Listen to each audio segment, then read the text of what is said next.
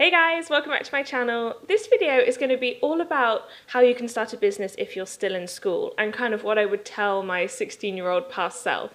I went into a school this week as part of an entrepreneurship panel, and we were speaking to people who were about 16, 17, and I was really inspired that I want to speak to that generation more on this channel. So first of all, if you are still in school, then come say hello in the comments, because I would really like to engage with you guys more, hear what kind of videos you would like to know about, find out what you're looking for from your career and from your future.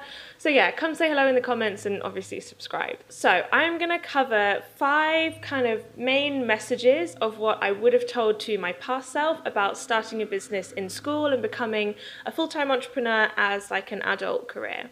So number 1 is something that I think I did without even realizing, but I think is very, very helpful, and that is to make entrepreneurship a hobby. A lot of the people that we spoke to at this panel were really worried about not having a big idea, or they weren't sure what they were going to do as their startup, and they need some like huge world-changing concept and they didn't know how to come up with ideas. And in my experience, most entrepreneurs that I speak to now who are like my kind of age, which is like late 20s, we have a new idea 10 times a day, and coming up with an idea is not the problem. Choosing which idea to do and enacting it and trying not to spread yourself too thinly and getting early customers, all that kind of stuff is the challenge. Coming up with the idea is almost the easy part. But I do really remember when I was 16 thinking, I need some like huge world-changing concept, and what am I going to invent? And I need to be like a total genius with a big invention, like a scientist or something like that. And actually what we've found in our experience so far is that we end up just coming across problems in daily life, and it's more of having a mindset of spotting things. So when your order in a restaurant is too slow, or when you feel a bit nervous about getting a taxi because you're alone and it's late at night, or when your phone freezes or everything slips off your coat hangers in your wardrobe, like literally anything that you come across every single day can be a business that you could start. So it's more of a mindset of constantly looking at things and trying to work out, why is there a long queue here? Why is that expensive? Why did that company fail? Why did that company succeed? And kind of looking at everything with that critical eye, and you will soon find that you are just flooded with ideas. And one of the ways that I made this happen is to do entrepreneurship as a hobby. So my partner Ed and I are childhood sweethearts. We got together when we were 15 at school, and we both had a very entrepreneurial spirit. So, you know, on a weekend when you're kind of 16, you don't have any money or a car, or you can't go out and do anything. So, you know, maybe you go to the skate park, maybe you wander around the mall, but you can't buy anything. And in my experience, we were always just looking for some kind of entertainment, like playing Xbox or something. And so what we used to do, without even really realizing, was start little businesses. I actually remember I spent a whole weekend just designing business cards, even though I don't think I had a phone number. I think they just had my address. I didn't have an email because this was like way back.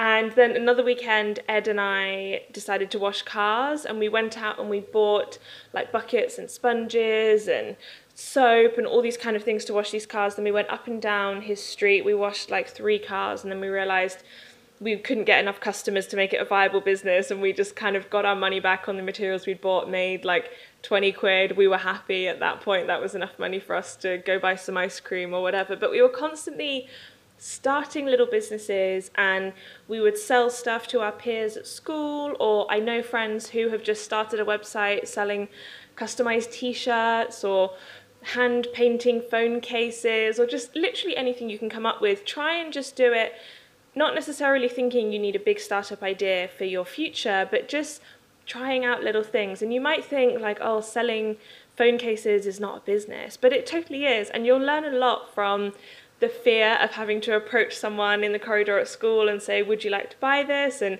negotiating the price and working out which ones are more popular, which is like market research. So you will learn an absolute ton from just doing little random businesses like that. So that's my kind of biggest number 1 piece of advice, is to try and make entrepreneurship a mindset of problem solving and constantly looking at other companies, but also make it a hobby and just be doing things in your spare time rather than watching Netflix. Try seeing if you can build a website or just starting up bits and pieces with your friends or your boyfriend as like a little hobby. If your hobby makes some money, that's awesome. If it doesn't, it was just a fun way to spend your time. So try out different things like that and see if you can get entrepreneurship as a mindset. Number 2, and I promise these later ones are going to be quicker, we're not going to be here for hours till we get to number 5, but number 2 is that I almost think you're in a good position that you don't have any money or any responsibilities. So the biggest problem we see with entrepreneurs when I'm doing mentoring to adults is that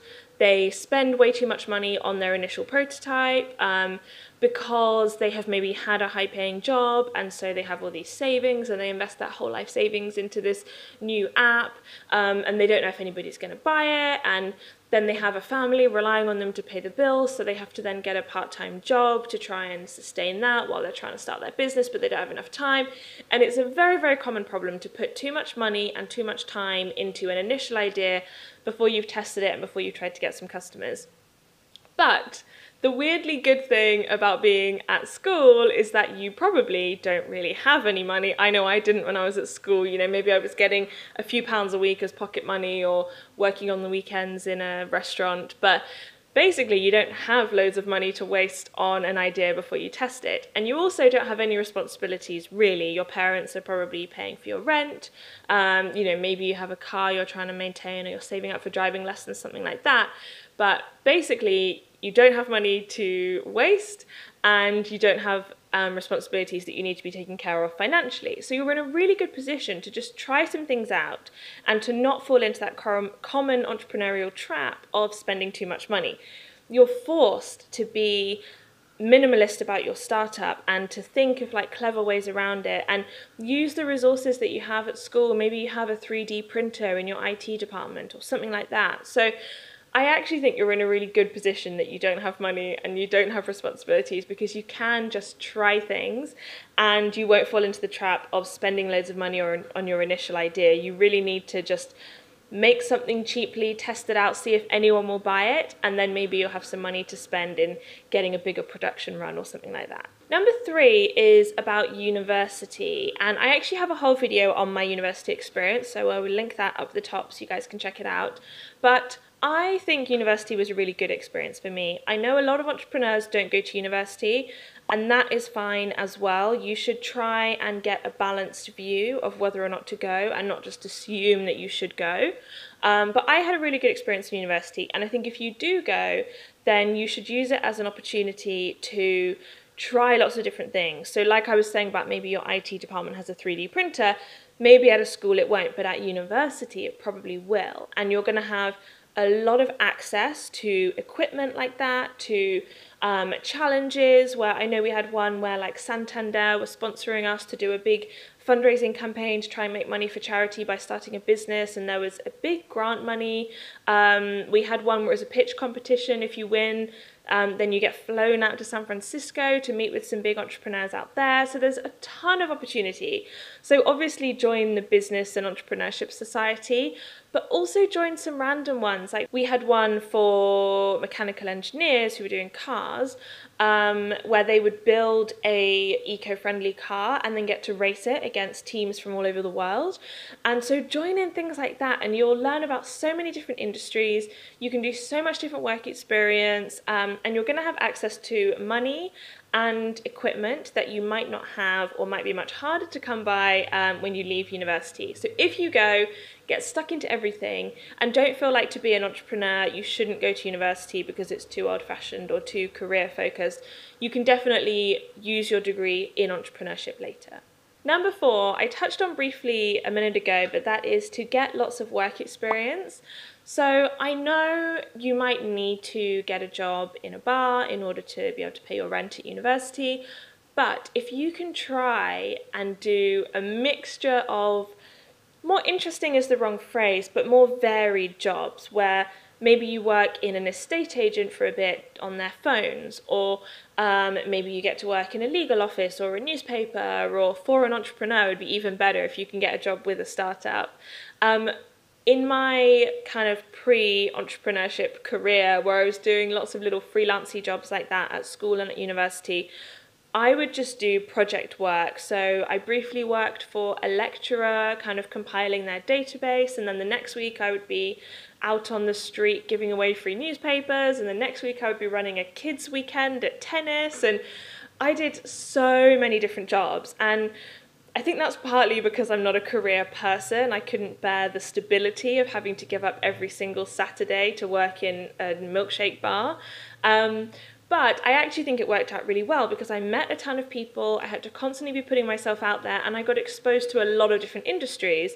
So just from that list, I've worked in supermarkets, on the street, in a gym, in a legal office. So I've done so many different industries, and it will really expose you to loads of different things. So I would recommend, if you can make that happen, try and do work experience, but also for your paid work, try and do really varied things.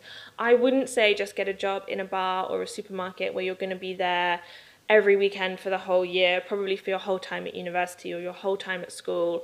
Try and do a mixture of different jobs. See if maybe your parents' friends run a business where they can get you to do some stuff, or can you do transcribing or typing up notes from meetings, anything that gets you access to different areas of the workplace that you wouldn't normally get access to. And then I think even if you do end up just getting a kind of typical job in a restaurant, try and take it back to that point one of the mindset. And when you're in the bar, try and think, why do they use this till system? Or why do we have tap keys on a necklace? Wouldn't it be better if it could be on our phone? Or why is there a long line? Or how could we get more customers in on a Sunday when it gets really quiet? What if we did a special offer? Try and be constantly thinking like that, and probably your boss won't care what you have to say, and probably your ideas will never get done, but you're creating that mindset of how can I increase demand? Would halving the price make a difference, or do people not really care about the money, they care about the atmosphere? All those kinds of things are so interesting as an entrepreneurial mindset. So if you're working in just kind of a standard like weekend job, still use it as an opportunity to broaden your mindset. And the last thing on jobs, if worst comes to worst and you're really hating your job, that is a blessing as well. One of my good friends is an entrepreneur and his partner is currently working, and he was saying she just needs to have done a job to realize how much she hates it. And I feel like a lot of entrepreneurs have been through that experience where we've done some jobs and we've realized this is not for me. I don't want a job. This is so boring. It's too controlling, all that kind of thing. So if you're in a job that you hate, bottle that feeling, and you're going to need it when you're an entrepreneur and you're not making any money, or you're tired of how it's going, or you've had another rejection and you're thinking, oh, maybe I'll just go and get a job because it's easy. And take yourself back to working at 2 a.m. in that bar when everyone was drunk and aggressive, and be like, that's why I don't have a job. Or take it back to when you had to work on Christmas Day because your boss needs staff and so you miss out on your family event, and just think, that is why I'm going to be an entrepreneur, because I want control over my life. I want to make my own schedule. I want to make my own money. I don't want to be answering to somebody else. So even if you hate your job, bottle it up and use it as motivation in your future entrepreneurial career. And then finally, number 5 is right back to when you have come up with an idea. Maybe you are doing the phone cases, like I said, you've been bedazzling them with some stuff you got cheaply off eBay, you're making people's initials on a bedazzled phone case. Just get someone to buy it as soon as possible. Even if it's a family member, ideally it would be someone from school or someone on the street who you don't know. I mean, don't talk to strangers, but you know where I'm going with this. Try and get someone to buy it, because throughout entrepreneurial history, that is the biggest mistake people make. Like I said, they invest a lot of money in something, they haven't proven that anybody wants to buy it. So as soon as you come up with an idea for something, just try and get someone to buy it. It doesn't have to be full price or a huge profit margin. Maybe your first phone case you just sell for cost price what it costs you to make it, but at least then you've proven somebody wants it. And if you can get that principle nailed, it will set you up for the whole of entrepreneurial life. Even if it's a family member, if someone will give you money for what you're making, that means you're onto a winner. And if you can master that, you can be an entrepreneur. So I really hope you guys have found that video interesting or useful. It's just a few kind of random thoughts from looking back at my experiences of being a teenage entrepreneur and getting to where I am today.